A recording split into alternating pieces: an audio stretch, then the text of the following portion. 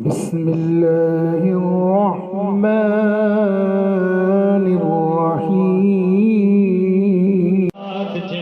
سرکار دو عالم کی جب یاد مجھے آئی، دل سینے میں تڑپا ہے۔ نحمده ونصلي ونسلم على رسوله الكريم، اما بعد فاعوذ بالله من الشيطان الرجيم، بسم الله الرحمن الرحيم۔ يا ايها الذين امنوا لا ترفعوا اصواتكم فوق صوت النبي، صدق الله مولانا العظيم۔ ان الله وملائكته يصلون على النبي یا ایہا الذین آمنوا صلوا علیہ وسلموا تسلیما۔ الصلاة والسلام علیکہ یا سیدی یا رسول اللہ وعلی آلک واصحابک یا سیدی یا حبیب اللہ۔ آج جس موضوع سخن پر میں نے گفتگو کا ارادہ فرمایا، اس موضوع سخن کا نام ہے آزمائش۔ خواہ وہ نبی ہو یا رسول ہو یا عام انسان ہو، ہر ایک کو اللہ تعالیٰ نے کسی نہ کسی طریقے سے آزمایا ضرور ہے۔ خواہ اسے نعمتیں دے کر آزمایا ہو، خواہ اس سے نعمتیں چھین کر آزمایا ہو۔ یہاں پر میں آپ کو حضرت ابراہیم علیہ السلام کے بارے میں بیان کرنا چاہتا ہوں۔ کوئی یہ نہ سمجھے کہ اگر نبی کو آزمایا تو کہاں پر لکھا ہے، کسی رسول کو آزمایا تو کہاں پر لکھا ہے۔ اللہ تعالیٰ نے پہلے اس بارے میں سورۃ البقرہ کے اندر ارشاد فرمایا، وَإِذِ ابْتَلَىٰ إِبْرَاهِيمَ رَبُّهُ، کہ یاد کریے کہ ابراہیم کے رب نے اس کو آزمایا، ابراہیم کے رب نے اس کو آزمایا۔ اب یہاں پر ایک اور سوال پیدا ہوتا ہے کہ اگر آزمانا ہے تو اس کی وجہ کیا ہے؟ اللہ تعالیٰ بات بات پر کیوں آزماتا ہے؟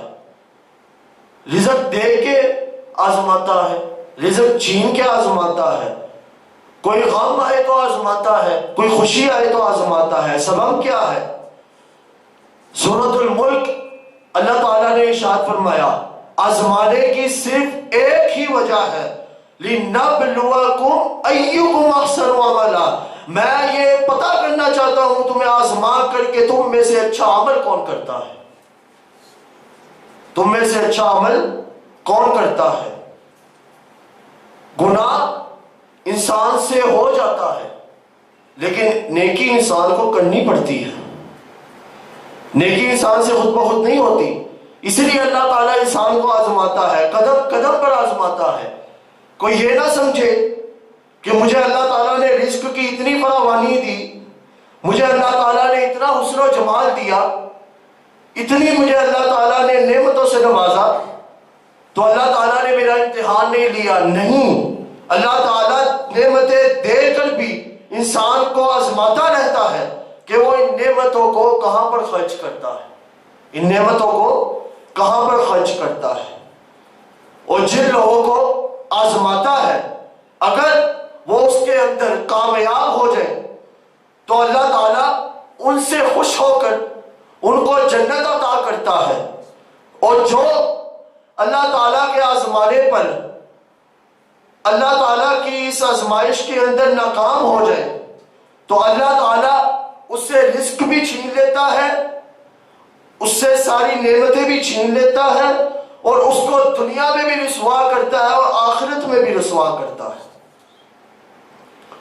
یہاں پر میں آپ کو حضرت موسیٰ علیہ السلام کا واقعہ بیان کرنا چاہتا ہوں، ان کو کس طرح اللہ تعالیٰ نے آزمایا۔ بنی اسرائیل اللہ تعالیٰ کی لاڈلی قوم تھی، اللہ تعالیٰ کی سب سے پیاری قوم تھی. اللہ تعالیٰ نے ان کو ہر ان کی فرمائش کو پورا کیا. پانی چاہیے، پانی اتارا. ان کے جو بچے پیدا ہوتے تھے ان کو سر چھپانے کے لیے جگہ چاہیے تھی. اللہ تعالیٰ نے ایک بادل کا ٹکڑا دے دیا جو جہاں جہاں وہ چلتے جاتے وہ ان کے اوپر سایہ فکر رہتا تھا. ان کے بچے، آپ روایتوں کو اٹھا کر دیکھیں، کپڑے خریدنے کی ضرورت ہی نہیں تھی پڑتی. جو بچہ پیدا ہوتا تھا لباس سمیت پیدا ہوتا تھا، اور جو بڑا ہوتا جاتا تھا لباس بھی اس کا بڑا ہوتا جاتا تھا. اور ان کے لباس کبھی میلے نہیں ہوا کرتے تھے. آسمان سے من و سلوہ اترتا تھا. اتنی یہ لاڈلی قوم اللہ کی. اللہ تعالیٰ نے ان کو بھی آزمایا. اللہ تعالیٰ نے بنی اسرائیل کا واقعہ، جب موسیٰ علیہ السلام کا دور، ایک قتل ہو گیا. قتل کرنے والے نے جس کو قتل کیا اس کی لاش اٹھا کے کسی ایک اور گھر کے دروازے کے سامنے رکھ دی. اب صبح ہوئی، شور مچ گیا کہ یہ لاش کہاں سے آئی. ان پر الزام لگنے لگے جن کے گھر کے دروازے کے سامنے لاش تھی. حضرت موسیٰ علیہ السلام کے پاس آئے اور کہا کہ اے اللہ کے نبی، ہمیں اس مسئلے کا نہیں پتا. حضرت موسیٰ علیہ السلام نے اللہ تعالیٰ سے دعا کی. حضرت موسیٰ علیہ السلام کی اس دعا کے نتیجے میں اللہ تعالیٰ نے ارشاد فرمایا کہ ان کو بولو کہ ایک گائے ذبح کریں اور اس کے گوشت کا ایک ٹکڑا اس مرنے والے کے ساتھ لگائیں. وہ خود ہی اٹھ کر بتا دے گا کہ مجھے کس نے مارا ہے. اس میں حکمت کیا تھی؟ اللہ تعالیٰ حضرت موسیٰ کو خود بھی بتا دینا چاہتا تھا کہ اس کو قتل کس نے کیا ہے. حکمت صرف یہی تھی کہ اللہ تعالیٰ بیان کرنا چاہتا تھا کہ اے لوگو، تم دیکھ لو اپنی آنکھوں سے کہ میں کسی جانور کے گوشت کے ٹکڑے سے ایک انسان کو کیسے زندہ کرتا ہوں. اللہ تعالیٰ کو اس گوشت کے ٹکڑے کی بھی حاجت نہیں. وہ بس کن کہتا ہے، سب کچھ ہونے کی دیر ہوتی ہے، ایک لمحے کے اندر ہو جاتی ہے. یہ تو صرف ہمیں نشانی کے طور پر دکھایا. جب حضرت موسیٰ علیہ السلام نے ان کو کہا، میں قرآن پاک کے الفاظ پڑھ رہا ہوں، ان اللہ یأمرکم ان تذبحوا بقرہ، اللہ تعالیٰ تمہیں حکم دیتا ہے کہ تم ایک گائے ذبح کرو. ان اللہ یأمرکم ان تذبحوا بقرہ، کہ اللہ تعالیٰ تمہیں حکم دیتا ہے کہ تم ایک گائے کو ذبح کرو. تو انہوں نے آگے سے یہ نہیں کہا کہ ہم آپ کی بات پر عمل کریں گے. آگے سے ترزین کہتے ہیں، اتتخذنا ہزوا، کیا آپ ہمارے ساتھ مذاق کر رہے ہیں؟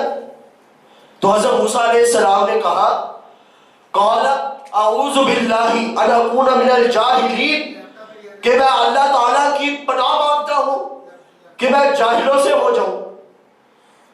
تو جب انہوں نے اس بات کو سنا، دل نہیں کرتا تھا قربانی کا، لیکن سوال میں سوال کرنے لگ گئے. اب آپ کو میں مثال دوں کہ ایک والد صاحب نے اپنے بیٹے کو کہا کہ جا کے دکان سے کوئی چیز لے آئے. اب وہ جیسے چاہے جا سکتا ہے، لیکن اگر وہ سوال پہ سوال کرے گا تو پھنستا جائے گا. اگر اس نے پوچھ لیا کہ کس پر جانا ہے، تو آگے سے اگر والد صاحب نے کہہ دیا کہ پیدل، تو وہ پھر پیدل ہی جائے گا، سواری پر نہیں جائے گا. اسی طرح جب اللہ تعالیٰ نے ان کو گائے کا حکم دیا تو کوئی سی بھی گائے کر دیتے، کام چل جانا تھا. لیکن نہیں، سوال پہ سوال کیا، پھنستے گئے. انہوں نے پوچھا کہ اے اللہ تعالیٰ کے نبی، اللہ تعالیٰ سے ہمیں پوچھ کر بتائے کہ وہ جو ہم نے گائے ذبح کرنی ہے وہ کس عمر کی ہو. کوئی سی بھی عمر کی کرتے تھے، ٹھیک تھا.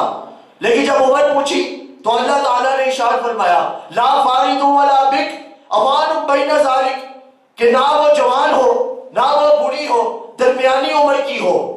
درمیانی عمر کی قید لگ گئی. پھر بھی سکون نہیں آیا. ایک اور سوال کیا کہ اللہ تعالیٰ سے پوچھ کر بتائے کہ اس کا رنگ کیسا ہو، اس کا رنگ کیسا ہو. تو اللہ تعالیٰ نے ارشاد فرمایا کہ اس کا رنگ زرد رنگ کا ہو. اس کا رنگ زرد رنگ کا ہو، دیکھنے والوں کو متاثر کرتی ہو، دیکھنے والوں کو متاثر کرتی ہو، رنگ کی بھی قید لگ گئی، لیکن پھر بھی ان کو سکون نہیں آیا۔ ایک اور سوال کیا کہ اے اللہ تعالیٰ کے نبی ہمیں بتائے کہ وہ گائے کیسی ہو، کیونکہ ہمارے ذہنوں میں ایک گائے مشابہ بن گئی ہے، ایک گائے مشابہ بن گئی ہے۔ تو اللہ تعالیٰ نے ارشاد فرمایا کہ وہ گائے ایسی ہو جس پر کوئی عیب نہ ہو، اس سے کسی جگہ پہ کوئی کام نہ لیا گیا ہو، اس کی بھی قید لگ گئی۔ اب قرآن پاک میں تو یہاں تک ہی ہے، لیکن میں آپ کو اس کی تفصیل بیان کرنا چاہتا ہوں۔ گائے لینے کے لیے گئے، گائے نہیں مل رہی۔ ایک بچہ چھوٹا جب تھا تو اس کے والد صاحب جب فوت ہونے لگے تو ان کے پاس ایک بچڑا تھا، ان کے پاس ایک بچڑا تھا، وہ اسی رنگ کا تھا۔ انہوں نے اس کو ایک جنگل میں چھوڑ دیا اور اپنی زوجہ کو کہا کہ جب یہ میرا بیٹا جوان ہوگا تو اس کو کہنا کہ اس کے والد نے اس کے لیے بچڑا جنگل میں چھوڑ دیا ہے، وہ جا کر ڈھونڈ کر لے آئے۔ جب اس کا بیٹا جوان ہوا اور وہ جنگل میں گیا تو اس کو وہ بچڑا ملا جو ایک گائے بن چکا تھا، اور سیم وہی اس کے اندر خصوصیات پائی جاتی تھی جو اللہ تعالیٰ نے قرآن پاک میں ارشاد فرمائی تھی۔ وہ گائے کو لے کے جب گھر آیا تو اس کے پاس راستے میں ایک اللہ تعالیٰ نے فرشتے کو بھیجا۔ اس فرشتے نے جا کے کہا کہ یہ گائے تو مجھے بیچنا چاہتا ہے؟ اس نے کہا کہ میں اپنی والدہ سے پوچھ کر بتاؤں گا۔ اب دیکھیے، آزمائش فرشتہ ایک بچے کی بھی لے رہا ہے، فرشتہ آزمائش، اللہ تعالیٰ آزمائش فرشتے کے سبب ایک بچے کی بھی لے رہا ہے۔ اس فرشتے نے کہا یہ مجھے گائے تم بیچنا چاہتے ہو؟ اس نے کہا میں اپنی والدہ سے پوچھ کر بتاؤں گا۔ وہ فرشتے نے آزمائش کے طور پر کہا کہ والدہ کو چھوڑو، میں تمہیں پیسے زیادہ دیتا ہوں، تم یہ گائے مجھے دے دو۔ لیکن بچہ اپنے بات سے دستبردار نہیں ہوا، اس نے کہا میں والدہ سے پوچھ کر بتاؤں گا۔ گھر گیا، والدہ سے پوچھا، والدہ کہتی ہے مجھ سے قیمت پوچھنا۔ اگلے دن فرشتہ پھر ملا، اس نے کہا کہ کیا بنا؟ اس نے کہا میری والدہ محترمہ کہہ رہی تھی کہ اس سے قیمت پوچھ کر آنا۔ آگے سے انہوں نے کہا فرشتے نے کہ قیمت کو چھوڑو، میں تمہیں اس کے دگنے پیسے دوں گا، دگنے پیسے دوں گا، تم والدہ کو نہ بتانا تو یہ گائے مجھے دے دو۔ وہ گیا، کہتا میں والدہ سے پوچھ کر بتاؤں گا۔ والدہ سے پوچھا، والدہ کو بھی لگنے لگا کہ وہ کوئی انسان نہیں، اللہ تعالیٰ کی طرف سے بھیجا ہوا فرشتہ ہے، وہ کوئی انسان نہیں، اللہ تعالیٰ کی طرف سے بھیجا ہوا فرشتہ ہے۔ والدہ نے کہا کہ اگلے دن جب وہ آپ کو ملے تو اس سے پوچھنا کہ آپ ہیں کون؟ تو اگلے دن جب وہ ملے تو اللہ تعالیٰ دیکھیے اب کس طرح آزمائش دیتا ہے۔ جب اگلے دن وہ ملے تو بچے نے اس فرشتے سے پوچھا کہ آپ ہیں کون؟ تو اس فرشتے نے کہا کہ میں اللہ تعالیٰ کی طرف سے بھیجا ہوا فرشتہ ہوں اور تمہاری آزمائش کر رہا تھا، اور اب مجھے یقین ہو گیا ہے کہ تم اپنی والدہ کے بہت ہی فرما بردار بیٹے ہو۔ تمہارے پاس بنی اسرائیل کے کچھ لوگ آئیں گے، تمہارے پاس بنی اسرائیل کے کچھ لوگ آئیں گے اور آ کر تم سے اس بچڑے کی قیمت پوچھیں گے۔ ان کو تم نے قیمت یہ بتانی ہے کہ مجھے سونے کی اشرفیاں اس ویڑے کی کھال کے برابر چاہیے، اس ویڑے کی کھال کے برابر چاہیے۔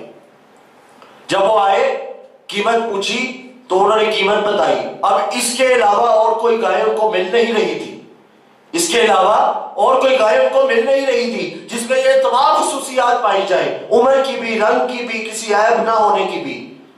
لیکن جب انہوں نے ان سے وہ گائے خریدی، گائے خرید کر ذبح کی، ذبح کرتے ہوئے انہوں نے کہا کہ انشاءاللہ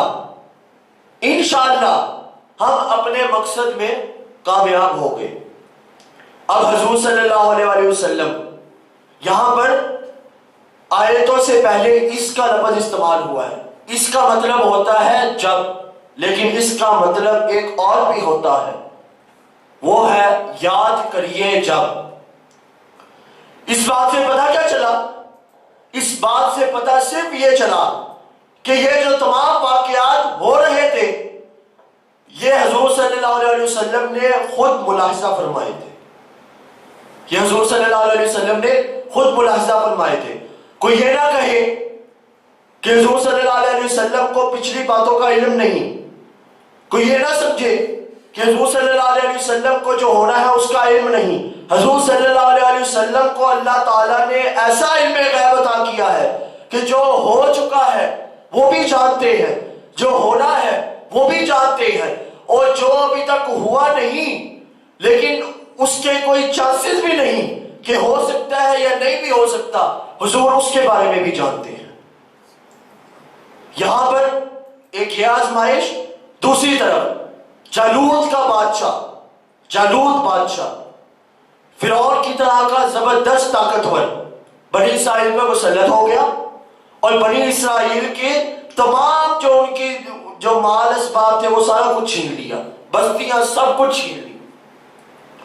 جب ان کے اوپر بادشاہ مسلط ہوا، ہفرا تفری کا عالم مچ گیا، وہ اللہ تعالیٰ سے دعائیں کرنے لگے، اور اس بنی اسرائیل کا جو واقعہ میں بیان کر رہا ہوں، وہ بنی اسرائیل کی قوم جب ان کے ساتھ یہ واقعہ پیش آ رہا تھا تو اس کے اندر ایک زوجہ، ایک نبی کی زوجہ وہ بھی تھی اور وہ حاملہ تھی، وہ حاملہ تھی۔ بنی اسرائیل کو جب پتہ چلا انہوں نے اللہ تعالیٰ سے دعائیں شروع کر دی کہ اے باری تعالیٰ کہ جالوت نے ہماری بستیاں چھین لی، ہمارا مال و اسباب چھین لیا، اس جو نبی کی زوجہ ہے ان کے پیٹ میں جو بچہ ہے وہ نبی بنا کر بھیجنا، وہ نبی بنا کر بھیجنا، کیونکہ بنی اسرائیل پر کتنے سالوں سے کوئی نبی نہیں آ رہا تھا، کیونکہ وہ نبی کی قدر نہیں تھے کرتے، نبی کو زندہ شہید کر دیا کرتے تھے، نبی کے بارے میں الٹی سیدھی باتیں بیان کیا کرتے تھے، تو کوئی نبی نہیں تھا آ رہا، لیکن ان کی اتنی دعاؤں کے سبب اللہ تعالیٰ نے حضرت شموئیل علیہ السلام کو بھیج دیا۔ وہ آئے، اب بنی اسرائیل کو آزما رہے ہیں، بنی اسرائیل پھر سے سوال کرنا شروع کر دیا کہ اگر آپ اللہ کے نبی ہیں تو ہم پر کوئی بادشاہ مسلط کریں جو جالوت کے مقابلے میں ہمارا جو ہے بادشاہ ہو اور لڑائی کرے، جنگ کرے۔ تو حضرت شموئیل علیہ السلام نے کہا اللہ تعالیٰ سے، ارشاد فرمایا کہ یہ قوم کہہ رہی ہے کہ کوئی بادشاہ مقرر کرے، تو اللہ تعالیٰ نے ارشاد فرمایا کہ ان سے پوچھیں کہ اگر بادشاہ مقرر ہو گیا تو آپ اس جالوت سے لڑیں گے؟ تو آگے سے قوم کہنے لگی اس نے ہماری بستیاں چھین لی، ہماری اولادیں چھین لی، ہمارا مال و اسباب چھین لیا، یہ کیسے ہو سکتا ہے کہ ہم ان سے نہ لڑیں؟ تو اللہ تعالیٰ نے ان کو ایک عصا دیا اور ارشاد فرمایا کہ اس عصا سے سارے بنی اسرائیل کی قوم کے قد کو ناپو، قد کو ناپو، جس کا قد اس عصا کے برابر ہوگا ان کو ان کا بادشاہ مقرر کرنا، اور وہی ان کا بادشاہ ہوگا اور جالوت کے مقابلے میں وہی جنگ کرے گا۔ انہوں نے ناپنا شروع کر دیا۔ ایک روایت میں آتا ہے کہ وہ ناپ رہے ہیں تو ان کا تالوت جو تھا، ایک آدمی تھا بنی اسرائیل کا ہی، ان کا جو تھا ایک کھوتا جو تھا وہ گم ہو گیا، وہ اس کو ڈھونڈتے ڈھونڈتے آئے تو آگے سے ان کو حضرت شموئیل علیہ السلام ملے، انہوں نے ان کا قد ناپا، وہ عصا کے بالکل برابر تھا۔ انہوں نے کہا کہ تمہیں میں نے بنی اسرائیل کا بادشاہ مقرر کیا ہے اور تم جا کر اس جالوت سے جنگ کرو گے۔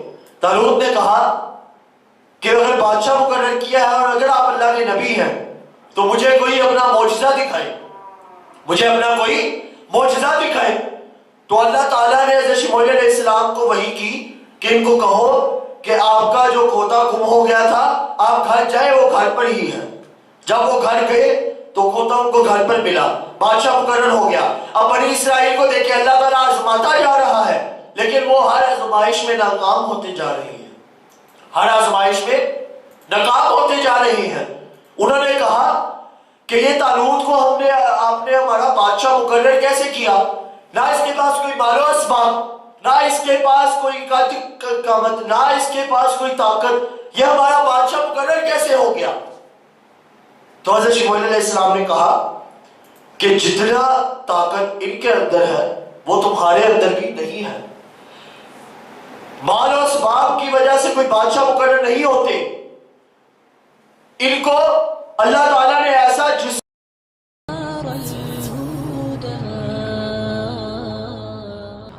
مزار کو سجدہ حرام ہے، مزاروں پر سجدہ کرنا قبروں کے سامنے حرام ہے۔ مزار کو سجدہ حرام ہے، مزاروں پر سجدہ کرنا قبروں کے سامنے حرام ہے۔ سمجھ آئی؟ غیر اللہ کے سامنے سجدہ کرنا حرام ہے، سجدہ تعظیمی بھی حرام ہے، مزاروں کا طواف کرنا بھی حرام ہے۔ چومنا مولانا احمد رضا صاحب کے فتویٰ کے مطابق ناجائز ہے۔ سمجھ آئی؟ غیر اللہ کے سامنے سجدہ کرنا حرام ہے، سجدہ تعظیمی بھی حرام ہے، مزاروں کا طواف کرنا بھی حرام ہے۔ چومنا مولانا احمد رضا صاحب کے فتویٰ کے مطابق ناجائز ہے۔ سمجھ آئی؟ غیر اللہ کے سامنے سجدہ کرنا حرام ہے، سجدہ تعظیمی بھی حرام ہے، مزاروں کا طواف کرنا بھی حرام ہے۔ چومنا مولانا احمد رضا صاحب کے فتویٰ کے مطابق ناجائز ہے۔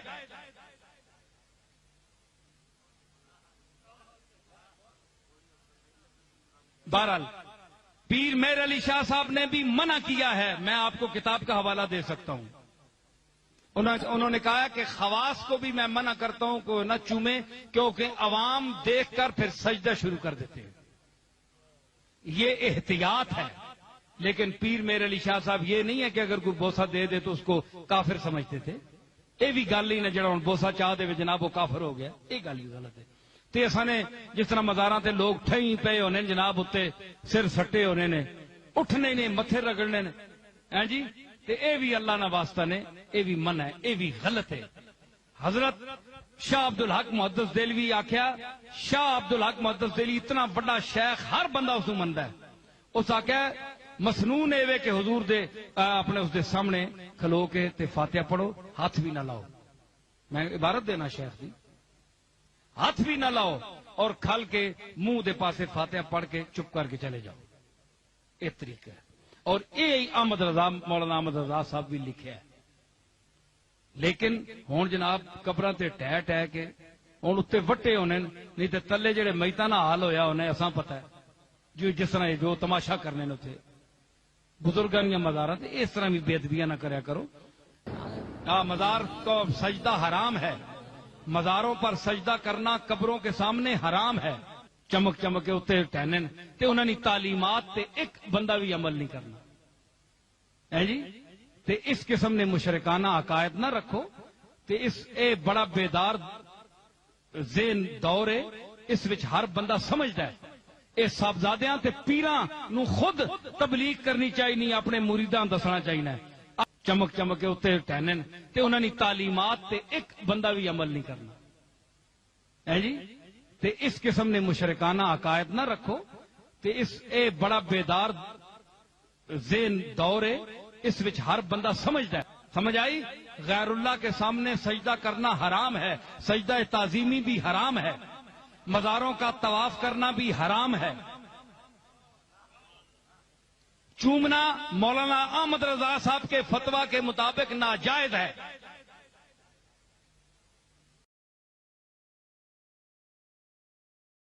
مبارک عطا کیا ہے جو تمہیں بھی عطا نہیں کیا۔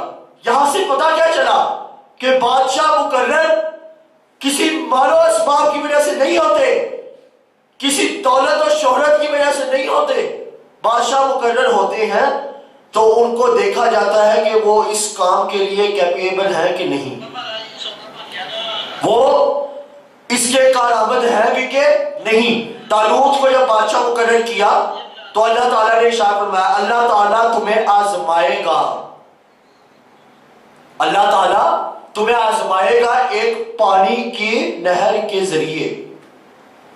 اللہ تعالیٰ نے ذریعے دیکھے کون کون سے رکھے آزمانے کے، کہا اللہ تعالیٰ آزمائے گا تمہیں پانی کے نہر کے ذریعے، اگر اس پانی کے نہر میں سے جس نے پیٹ بھر کر پانی پی لیا وہ طالوت کے ساتھ آگے تو چلا جائے گا لیکن جالوت کے مقابلے میں لڑ نہیں سکے گا، جالوت کے مقابلے میں لڑ نہیں سکے گا۔ اور کہا کہ اگر آپ کو زیادہ ہی پیاس لگی ہے، اگر آپ کو زیادہ ہی پیاس لگی ہے تو آپ اس نہر میں سے ایک چلو بھر پانی پینا۔ جب وہ اس نہر سے گزرے تو کچھ لوگوں نے چلو بھر پانی پیا لیکن زیادہ تر لوگوں نے پیٹ بھر کر پانی پیا۔ آگے تو چلے گئے لیکن جب جنگ کا موقع آیا تو جنہوں نے پیٹ بھر کر پانی پیا تھا ان کا سب کچھ، ان کا سارا جسم خشک ہو گیا، ان کے اندر طاقت نہ رہی کہ وہ آگے ان سے جا کر مقابلہ کرے۔ اور اس دوران جن کا یہ حال ہوا تھا وہ باقیوں کو چھوڑو، جنہوں نے ایک چلو بھر پانی پیا تھا وہ کتنے تھے؟ 313 313۔ غزوہ بدر میں بھی صحابہ 313 تھے لیکن اللہ تعالیٰ نے ان سے پہلے ہی اس واقعے کے دوران ان کو 313 رکھا۔ حکمت کیا تھی؟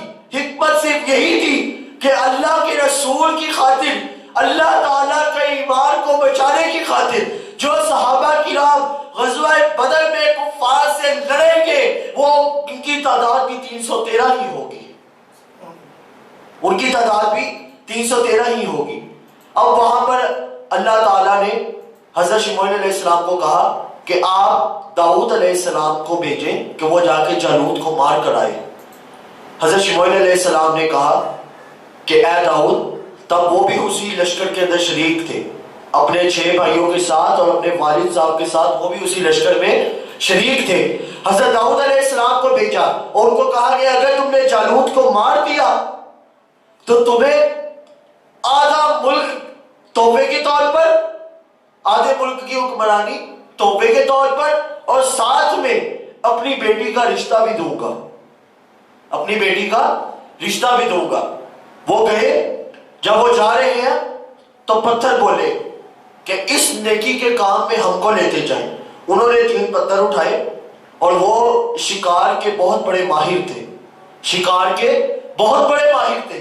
گئے، جب جالوت کو پتا چلا کہ داؤد علیہ السلام اس سے لڑنے آ رہے ہیں تو وہ اندر سے تو ڈرا ہوا تھا لیکن باہر سے کہنے لگا کہ اتنے لوگ آئے، اتنے لوگ گئے، کوئی میرا کچھ بگاڑ نہیں سکا تو یہ میرا کیا بگاڑ لے گا۔ لیکن حضرت داؤد علیہ السلام نے اس غلیل کے ذریعے ایک ہی پتھر مارا اور پتھر ان کے ماتھے کو چیرتا ہوا آگے نکل گیا اور وہ وہیں پر گر گئے۔ اور جب وہ مرے تو داؤد علیہ السلام نے ان کو طالوت کے سامنے پیش کیا اور ایک وعدے کے مطابق طالوت نے آدھی حکمرانی ان کو دی اور ساتھ میں آدھی حکمرانی کے ساتھ ساتھ اپنی بیٹی کا رشتہ بھی دیا۔ آپ دیکھیے کہ بنی اسرائیل کو یہاں پر بھی آزمایا گیا، ان کا یہاں پر بھی امتحان لیا گیا لیکن وہ امتحان میں ناکام ہوئے، امتحان میں ناکام ہوئے۔ ناکام جب انسان کسی امتحان میں ہوتا ہے تو اس کا سبب یہی ہوتا ہے کہ وہ انسان اللہ کی رضا حاصل نہیں کر رہا، وہ انسان دنیا کی رضا حاصل کر رہا ہے، وہ دنیا کے پیچھے بھاگتا ہے، اس لیے امتحان کی گھڑی میں ناکام ہوتا ہے۔ جو شخص امتحان کی گھڑی میں اللہ کو بھی یاد رکھے وہ کبھی بھی امتحان کے اندر ناکام نہیں ہوتا۔ اب آپ کو میں ایک مشہور واقعہ بیان کرنے لگا ہوں۔ حضور صلی اللہ علیہ وسلم درخت کے نیچے بیٹھے ہیں، آپ سنتے رہتے ہیں علماء سے، یہ نہیں میں کہوں گا کہ آپ نے کبھی سنا نہیں، حضور صلی اللہ علیہ وسلم درخت کے نیچے بیٹھے ہیں۔ خبر ملی کہ حضرت عثمان شہید ہو گئے، خبر ملی حضرت عثمان شہید ہو گئے۔ حضور صلی اللہ علیہ وسلم نے کہا حضرت عثمان شہید ہو گئے، ہم بدلہ لیں گے، ہم بدلہ لیں گے۔ صحابہ تیار ہو؟ جی حضور تیار ہے، آؤ بیعت کرو۔ نیچے حضور نے اپنا دست مبارک رکھا اوپر صحابہ کرام، ایک روایت میں 313، ایک روایت میں 1400 صحابہ آتے جا رہے ہیں، 10 افراد کی ٹولی آتی ہے، بیعت کرتی ہے، جاتی جا رہی ہے، صحابہ کرام آتے جا رہے ہیں، بیعت کرتے جا رہے ہیں، سارے صحابہ کا ہاتھ حضور کے اوپر، اس حسین موقع کے اوپر اللہ تعالیٰ نے جبرائیل کو بھیجا، اے جبرائیل جا کے میرے محبوب کو کہہ لقد رضی اللہ، محبوب اللہ ان سے راضی۔ اب کوئی بولے کہ اللہ کیسے راضی، جلے شرک کرے، اللہ کہہ رہا ہے میں ان سے راضی۔ کوئی بولے کہ ایسا ہو نہیں سکتا، اللہ تعالیٰ ارشاد فرما رہے ہیں میں ان سے راضی۔ مولا کس سے راضی؟ ارشاد فرمایا لقد رضی اللہ عن المؤمنین، میں مومنوں سے راضی۔ کون تھا وہاں پر؟ طلحہ، ابو بکر، عمر، علی، سعد، سعید، عبد الرحمن، ان صحابہ سے اللہ کہہ رہا ہے میں راضی۔ اس حسین موقع پر ایک صحابی کے منہ سے نکل گیا کہ کاش حضرت عثمان بھی یہاں پر ہوتے۔ حضور صلی اللہ علیہ وسلم کے کانوں میں بات پڑی، کہا اچھا عثمان کی بات کرتے ہو، نیچے والا دستے مبارک میرا، اوپر تمام دستے مبارک تمہارے، لیکن اس کے اوپر جو دستے مبارک ہے وہ میرا نہیں، وہ میرا نہیں، وہ عثمان کا۔ کیوں کہا حضور نے کہ اوپر والا دستے مبارک عثمان کا؟ کیوں کہا؟ تاکہ کوئی یہ نہ بکے کہ حضرت عثمان معاذ اللہ قرآن غلط لکھ رہے تھے، لفظ مٹا رہے تھے، لفظوں کو حذف کر رہے تھے، قرآن کے بارے میں الٹی سیدھی باتیں کر رہے تھے۔ نہیں، عثمان کا ہاتھ رسول کا ہاتھ، اور رسول کا ہاتھ اللہ کا ہاتھ، رسول کا ہاتھ اللہ کا ہاتھ۔ اب نیچے دستے مبارک حضور کا، اوپر تمام دستے مبارک صحابہ کے، اس کے اوپر دستے مبارک حضور کا، جس کو حضور نے کہا کہ یہ میرا ہاتھ نہیں عثمان کا ہاتھ ہٹانے لگے۔ اللہ تعالیٰ نے جبرائیل کو کہا ہے جبرائیل دوڑ کر جا۔ مولا کیا کروں؟ اے میرے جبرائیل جا کے میرے محبوب کو کہہ کہ ہاتھ ہٹانا نہیں، ید اللہ فوق ایدیہم، نیچے دستے مبارک حضور کا، اوپر تمام ہاتھ صحابہ کے، اس کے اوپر عثمان کا ہاتھ، حضور کا ہاتھ ہی ہے لیکن مانا گیا عثمان کا ہاتھ۔ ان تمام ہاتھوں کے اوپر ید اللہ، اللہ تعالیٰ کا ہاتھ، ید اللہ فوق ایدیہم، ان تمام ہاتھوں پر اللہ کا ہاتھ۔ اب کس بدبخت کے اندر یہ جرت ہے کہ اللہ کے ہاتھ کے نیچے سے ان کے ہاتھ کو نکال کر دکھائے؟ کوئی بولے حضرت امیر معاویہ رضی اللہ تعالیٰ عنہ ایسے ہیں، نہیں، کیونکہ اللہ تعالیٰ نے ارشاد فرمایا لقد رضی اللہ عن المؤمنین، کہ میں ان مومنوں سے راضی۔ وہاں پر مومن کون تھے؟ ابو بکر، عمر، علی، سعد، سعید، عبد الرحمن، معاویہ، ان تمام صحابہ کے بارے میں اللہ تعالیٰ نے ارشاد فرمایا۔ پھر ہم یہ کیسے کہہ سکتے ہیں کہ یہ صحابہ حضرت امیر معاویہ ہو یا کوئی بھی صحابہ ہو وہ اللہ تعالیٰ کے جو ہے اطاعت نہیں کرتے، رسول کی اطاعت نہیں کرتے؟ ایسا نہیں ہو سکتا، کیونکہ اگر ان کی اطاعت وہ نہ کرتے ہوتے تو اللہ تعالیٰ کبھی نہ ارشاد فرماتا کہ میں ان سے راضی ہوں۔ اللہ تعالیٰ نے ارشاد فرمایا ید اللہ فوق ایدیہم، کہ ان تمام ہاتھوں کے اوپر اللہ کا ہاتھ ہے۔ اب کس کے اندر جرت ہے کہ اللہ تعالیٰ کے نیچے جو ہاتھ ہیں ان میں سے کسی کو نکال کر دکھائے؟ یہاں پر میں آپ کو ایک اور واقعے کی طرف بات کو لے کر جانا چاہتا ہوں۔ اللہ تعالیٰ آزمائش کس طرح کرتا ہے؟ حضرت رابعہ بصری رضی اللہ تعالیٰ عنہ، حضرت رابعہ بصری رضی اللہ تعالیٰ عنہ، اللہ تعالیٰ کی برگزیدہ عورت، اللہ تعالیٰ کی برگزیدہ عورت، ساری رات اللہ تعالیٰ کے آگے سجدہ ریز رہتی، ساری رات اللہ تعالیٰ کے آگے سجدہ ریز رہتی۔ ایک آدمی آیا، اس نے سر پر پٹی باندھ رکھی تھی، تو حضرت رابعہ بصری رضی اللہ تعالیٰ عنہ نے پوچھا کہ پٹی کیوں باندھ رکھی ہے؟ انہوں نے کہا سر میں بہت شدید درد ہے، سر میں بہت شدید درد ہے. تو حضرت رابعہ بصری رضی اللہ تعالیٰ عنہ بیان کرتی ہیں کہ جب اللہ تعالیٰ نے تمہیں تندرستی عطا کر رکھی تھی تب تم نے اس کے شکرانے کے طور پر پٹی نہیں باندھی، اس کے شکرانے کے طور پر پٹی نہیں باندھی. لیکن اللہ تعالیٰ نے تمہیں تھوڑی سی آزمائش کے اندر مبتلا کیا، تم نے سر کو پٹی سے بڑھک لیا. ان کی سوچ ایسے ہوا کرتی تھی، وہ کسی اور نظریے سے سوچتے تھے. ان کا طرز حیات، طرز زندگی اور تھا. اسی لیے اللہ تعالیٰ انسان کو آزماتا ہے تاکہ وہ دیکھ سکے کہ وہ کیسا عمل کرتا ہے، اچھا عمل کرتا ہے یا برا عمل کرتا ہے. اللہ تعالیٰ کو آزمانے کی ضرورت نہیں. اللہ تعالیٰ جانتا ہے، عالم الغیب ہے کہ اس انسان نے کیا عمل کرنا ہے، لیکن پھر بھی آزما کر دکھانا چاہتا ہے کہ جو جس ڈھنگ کی زندگی گزارتا ہے اللہ تعالیٰ بھی قیامت والے دن اس کے ساتھ ویسا ہی سلوک کرے گا. اسی لیے حضور صلی اللہ علیہ وسلم نے ارشاد فرمایا کہ کسی کو بھی ناحق کسی کا مال ہڑپ نہ کرو، کسی کا ناحق مال ہڑپ نہ کرو. قیامت والے دن ایک بندہ اٹھے گا، بولے گا میرے تمام اعمال نیکی کے ہیں. اللہ تعالیٰ بولے گا اچھا.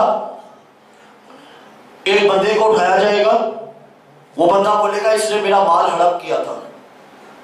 آگے سے بندہ بولے گا دنیا میں کیا تھا، تو وہ دنیا میں ہی رہ گیا، فنا ہو گیا. اللہ تعالیٰ بولے گا نہیں یہاں پہ بھی ہے. کہاں پر مولا؟ دوزخ کے 7 درجے، سب سے نچلا درجہ 7واں درجہ. اللہ تعالیٰ بولے گا وہ مال وہاں پر پڑا ہے، لے کر آؤ اور اس کو دو. وہ جائے گا دوزخ کی ایک درجے سے گزرے گا، سختیاں جھیلے گا، دوسرے سے گزرے گا، سختیاں جھیلے گا، تیسرے سے گزرے گا، سختیاں جھیلے گا. 7ویں درجے میں پہنچے گا، وہ گٹھلی اٹھائے گا جو اس کا مال اس کو واپس کرنا ہے، اوپر لے کر آئے گا. سختیاں جھیلتے جھیلتے جب پہلے درجے پر جہنم کے پہنچے گا، باہر نکلنے لگے گا، اللہ تعالیٰ کے فرشتے اس کو دھکا دیں گے، وہ پھر 7ویں درجے میں گر جائے گا. پھر اٹھائے گا، اوپر آئے گا سختیاں جھیلتا ہوا، پھر اللہ تعالیٰ کے فرشتے اسے دھکا دیں گے، پھر نیچے جا کے گر جائے گا. ایسا عمل اس کے ساتھ جاری رہے گا اور تب تک جاری رہے گا جب تک اللہ پاک چاہیں گے. یہ ہے جو کسی کا ناحق مال ہڑپ کر جائے. ہم کسی کا ناحق مال ہڑپ کر کے کہتے ہیں کہ ان کو علم نہیں.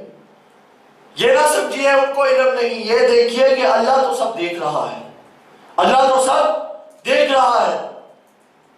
ایک عورت حضرت عمر فاروق کی دور کی، اس کو ایک بندے نے کہا کہ اے مائی دودھ میں ملاوٹ کر لے، عمر نہیں دیکھ رہا. دودھ میں ملاوٹ کر لے، عمر نہیں دیکھ رہا. آگے سے عورت کہتی ہے عمر نہیں دیکھ رہا، عمر کا رب تو دیکھ رہا ہے. جو تمام جہانوں کا رب ہے وہ تو سب کچھ دیکھ رہا ہے. عمر سے تو میں بچ جاؤں گی، لیکن اس مالک حقیقی کو میں کیا منہ دکھاؤں گی؟ اس مالک حقیقی کو میں کیا منہ دکھاؤں گی؟ ان لوگوں کی طرز زندگی اور تھی، ہم لوگوں کی طرز زندگی اور بن گئی. ہم لوگ دنیا کی سوچتے ہیں، ہم لوگ دنیا کی سوچتے ہیں، آخرت کے بارے میں کوئی فکر نہیں کرتا. حضور صلی اللہ علیہ وسلم کے پاس ایک بندہ آیا، کہتا ہے یا رسول اللہ قیامت کب آئے گی؟ حضور صلی اللہ علیہ وسلم نے یہ نہیں ارشاد فرمایا کہ قیامت کب آئے گی، نہیں. حضور صلی اللہ علیہ وسلم نے ارشاد فرمایا قیامت کو چھوڑو، تم نے تیاری کیا کی ہے؟ جب تیاری ہی نہ ہو کہ آگے جا کر حضور صلی اللہ علیہ وسلم کو قبر انور میں کیا منہ دکھانا ہے، تو ہم کیسے ہم آخرت کے بارے میں باتیں کریں؟ لوگ آج کل کچھ اور نظریے سے سوچتے ہیں، صحابہ کچھ اور نظریے سے سوچتے تھے. حضرت ابوبکر صدیق رضی اللہ تعالیٰ عنہ نے حضرت عائشہ اپنی بیٹی کو کہا کہ حضور صلی اللہ علیہ وسلم سے پوچھیں کہ وہ جو معراج کے دن، معراج کی رات راز و نیاز کی باتیں ہوئی تھی، ان میں سے ایک بات مجھے بتائیں. تو حضور صلی اللہ علیہ وسلم سے جب دریافت کیا تو حضور صلی اللہ علیہ وسلم نے ارشاد فرمایا کہ ان راز و نیاز کی باتوں میں سے ایک بات یہ تھی کہ اللہ تعالیٰ نے ارشاد فرمایا تھا کہ جو کسی دونوں لوگوں کا، دونوں شخص کا آپس میں تعلق بہتر بنا دے، ان کی لڑائی جھگڑے کو دور کر کے صلح کروا دے، اللہ تعالیٰ اس کے اوپر جنت کو واجب کر دیتا ہے۔ اللہ تعالیٰ اس کے اوپر جنت کو واجب کر دیتا ہے۔ حضرت ابوبکر صدیق کو جب یہ پتا چلا رونے لگ گئے۔ حضرت عائشہ نے پوچھا کہ یہ تو خوشی کا موقع ہے، آپ رو کیوں رہی ہیں؟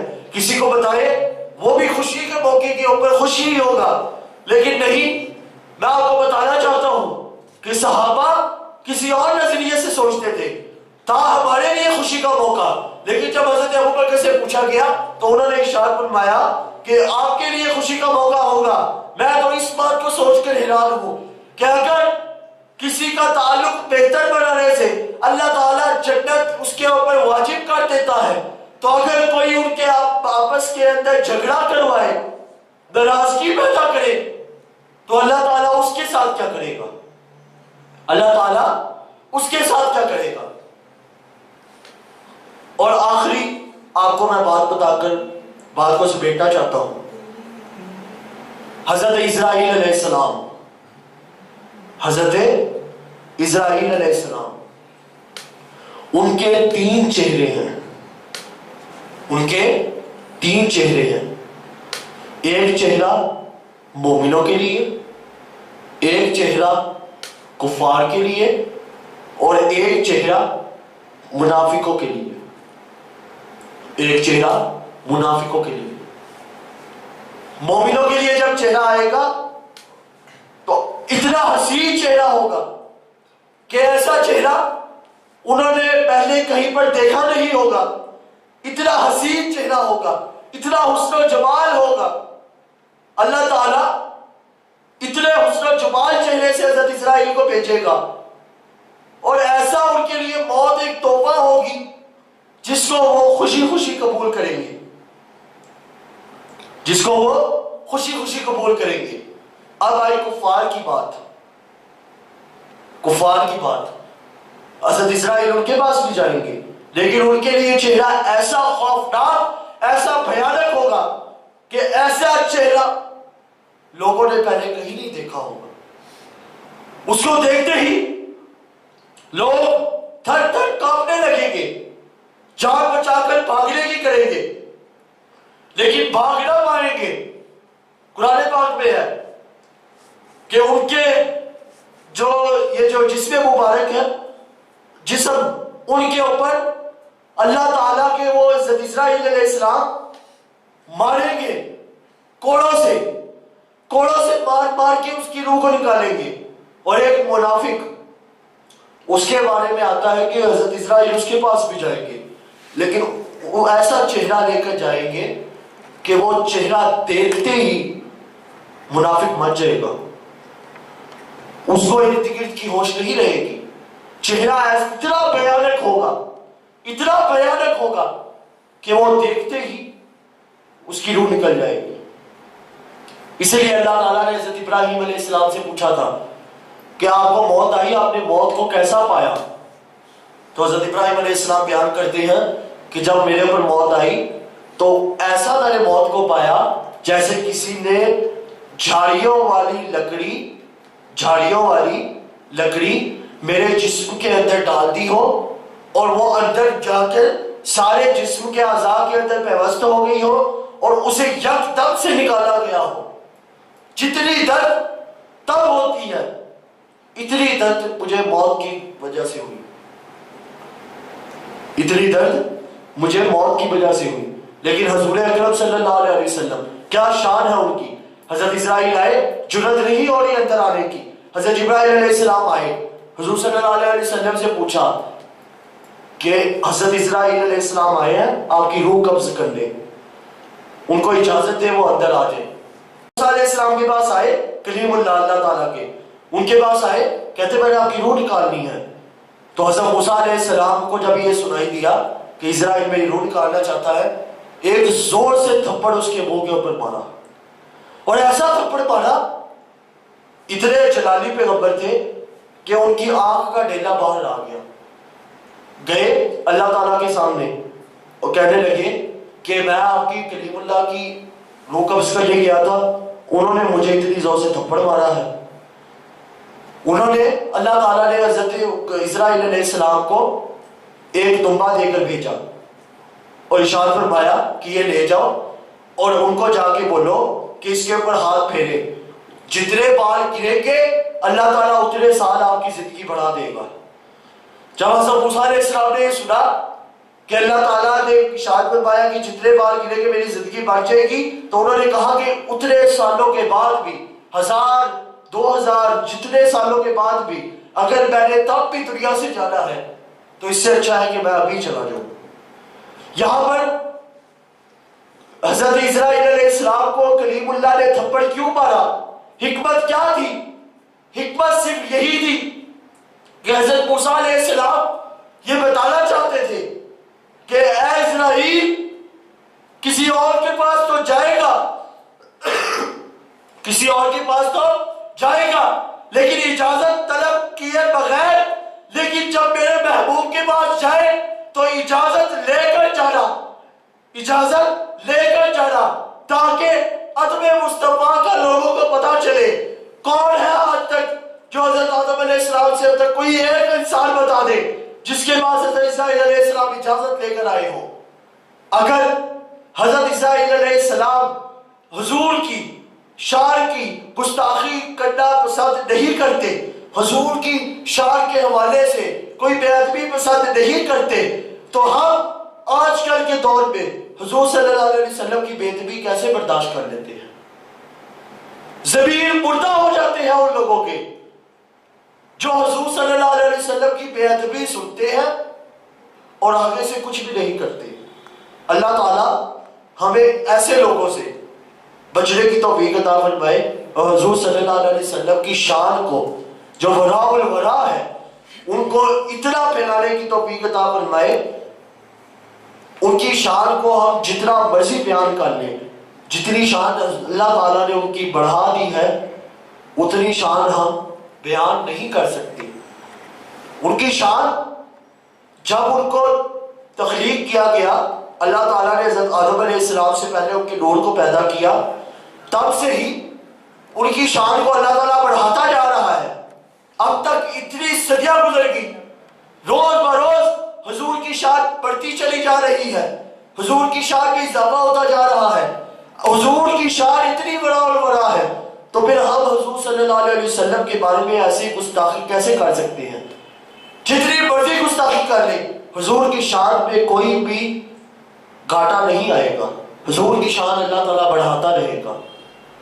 ہم حضور کی جب شان بیان کریں گے تو اللہ تعالیٰ ان کے صدقے ہماری بھی عزت میں اضافہ کرے گا، ہماری بھی عزتوں میں اضافہ کرے گا.